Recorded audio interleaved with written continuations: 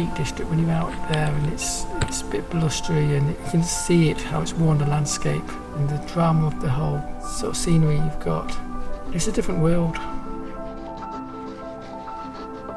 You sort of get drawn into your own little world when you're working on it, and you produce something and then you step away from it, and you feel, sometimes you can feel quite detached from it, as if you've not actually created it. It's a sort of space you get into where you get that intensely involved with what you're doing, that the outside world stops, doesn't really exist for that moment in time.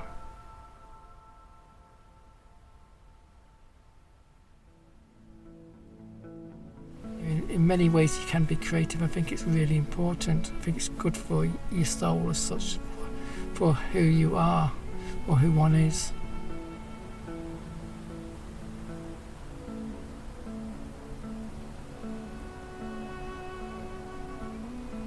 I mean, I usually work with music playing, and after about the first track, I'm sort of not hearing the music, but it's still there, obviously in the background. It's not completely a trance, I'm not sure what the right word is, but I do get lost in it. I think my work's quite intuitive as well.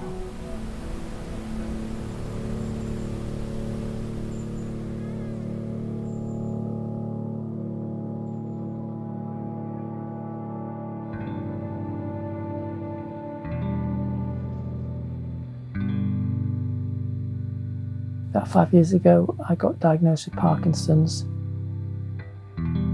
In a weird way, when I was diagnosed with Parkinson's, it meant that I had to stop working, doing the work I was doing. I couldn't work like that anymore. So it sort of freed me from that in a way, and it meant that I could return and spend time doing what I've always wanted to do, which was to paint.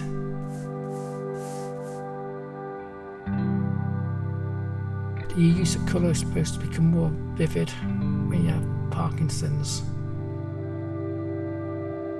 One thing I think a lot of artists try to do is they try to make their work loose, they try to make it free.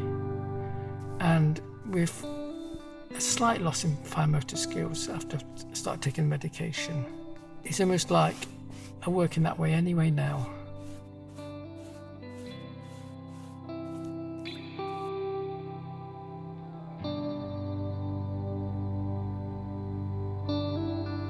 So for me, my art is really fundamental to who I am, and without painting, without art, I think I would be completely lost.